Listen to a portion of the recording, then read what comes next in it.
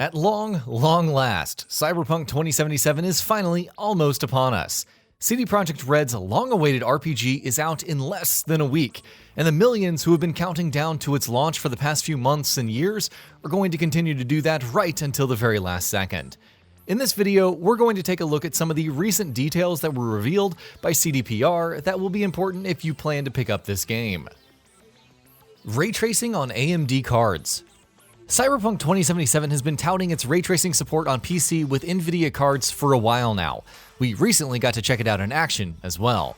And the game's recently updated PC specs revealed that those who want to play with ray tracing enabled will only be able to do so with certain NVIDIA GPUs. Of course, that has left many questioning what the situation is with AMD cards. As per CD Projekt RED's global community lead Marcin Momot, though Cyberpunk 2077 won't support ray tracing on AMD cards at launch, that is a feature that will be added later. Momot said in a response to a question on Twitter regarding the same that CDPR is currently, quote, working together with AMD, and that the developer will, quote, introduce this feature as soon as it can. Stadia pre-order. After a few high-profile delays, it seems Cyberpunk 2077 is almost here. Feels like I've read that more than a few times at this point. The much-anticipated new game from CD Projekt RED is set to come out in less than a week. And one of the many platforms it'll be launching on is Google's streaming service, Stadia. Originally, it was going to release later, but was moved up to release alongside the other versions. Now, if you want Cyberpunk 2077 in Stadia, you can get a bonus. On the game's Stadia official listing, it states that if you pre-order the game on Stadia, you get the Premier Edition for free. That includes a Stadia controller, as well as a version of Chromecast that supports the service. While you don't need these to play the Stadia version of the game, it'll give you another option of where you want to. It's not too bad of a deal. Global preload and unlock timings detailed. CDPR have now confirmed exactly when that countdown will end, depending on what platform you'll be playing on and where you'll be playing. On consoles, Cyberpunk 2077 will unlock at midnight local time no matter where you are, so that's easy enough. On PC and Stadia, however, the game will unlock simultaneously across the globe at midnight GMT. To help you figure out what that means for your local time, you can check out CDPR's tweet. Meanwhile, preload timings have also been confirmed. Preloads are live now on Xbox One already, while they will be available for PlayStation players 2 days before the game's launch. Of course, if you're planning on playing the game on a physical copy, none of this will apply to you. You might even get your copy early. If you do, CDPR has a special request for you. CD Projekt RED asks that you don't stream your early copies of Cyberpunk 2077. Photo mode. In a newly released trailer, CDPR have detailed what exactly players can expect from the game's photo mode. From your character's poses and expressions, to effects such as depth of field and blur, to being able to choose between various frames and stickers, and much more. It certainly seems like the photo mode boasts an impressive toolset. Cross-gen save transfers. CD Projekt RED have explained how cross-gen save transfers will work on both the PS5 and the Xbox Series X and S, for those who want to bring over saves if they first begin their playthrough on the PS4 or Xbox One respectively. On the PS5, you can either upload your save to the cloud if you have a PlayStation Plus subscription, do a data transfer across consoles via LAN or Wi-Fi, or use a storage device. Meanwhile, on the Xbox Series X and S, all you need to do is be online on your Xbox One to make sure your saves are being uploaded to the cloud, or you can transfer your saves across the same network. DLC and expansions. The game is set to have a lot of post-launch DLC, both of the free and paid type.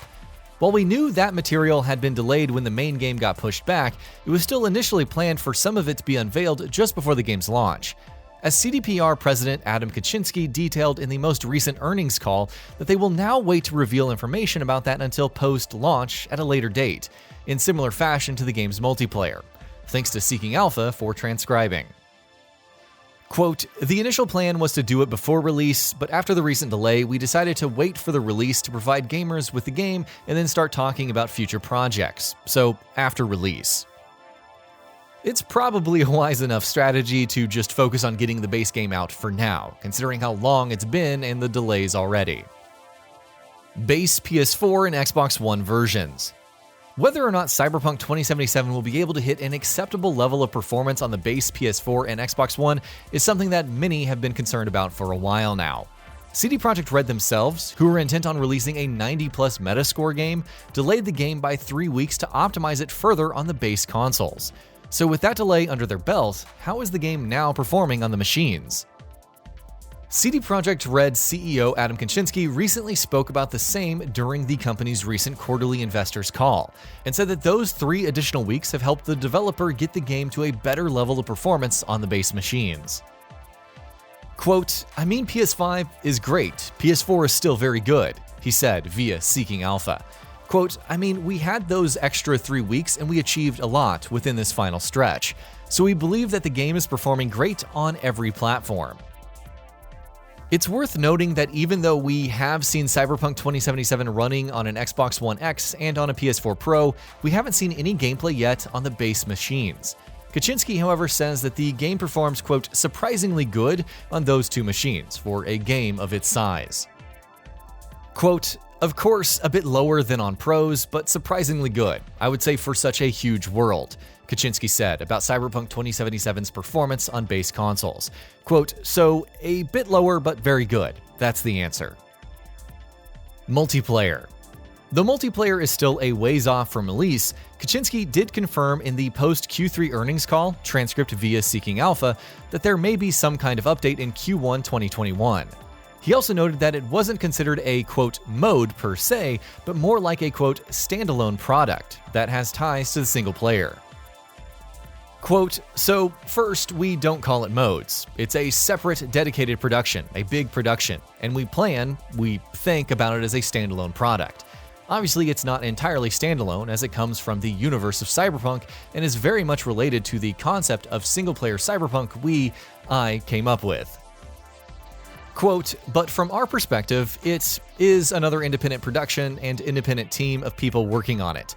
And I said already we are not focusing right now on talking too much about other future products that are to be released after Cyberpunk, so please be with us in the first quarter of next year when we plan to share some strategy updates, and I believe Cyberpunk multiplayer will be possible."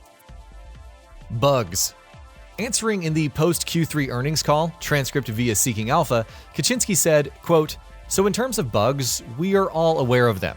Of course, such a big game can't just be bug-free. That's kind of obvious, but we believe that the level will be low as to let gamers not see them. And fortunately, some bugs extended previous were caused by some general features, and many of them are already fixed. So what gamers will get will be different. What we viewers will get in this final review is better than what previewers got." Emotional quest lines. Some may prefer an edgier, almost antagonistic version of V, and that's fine, but certain quests will certainly pull at their heartstrings, making it that much tougher to be a jerk. We won't go into much detail, hit up the podcast to learn more, but game designer Paul Kapala did tease a few things. On Twitter, Kapala said that, quote, "I just completed a certain quest in #Cyberpunk 2077, and while I don't usually get emotional playing games, I had to pause and take a breather after this one. Our quest designers and writers created an insanely good experience." When asked if it was on the same level as the Bloody Baron questline in The Witcher 3 Wild Hunt, Kapala replied that it was, quote, "similar, more personal, and that it, quote, "needs to be experienced." Hundreds of hours of gameplay. CD Projekt RED has hyped up the amount of content and attention to detail inherent in Cyberpunk 2077 for quite some time. Of course, that's not including the sheer replay value possible with different choices, life paths affecting playthroughs, and so on.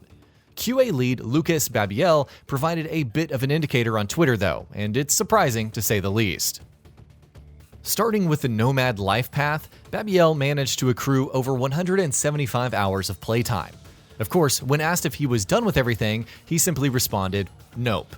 Specifics weren't provided on what that time was spent on, mind you, but he did confirm that this particular playthrough was on the hardest difficulty, playing, quote, "more stealthy than usual, and looting everything while experiencing every feature on offer." Saves. Babiel also revealed that each save is distinguished by its life path, so if you're the kind of person who will be doing multiple playthroughs at once, it will be possible to easily distinguish which save corresponds to which life path.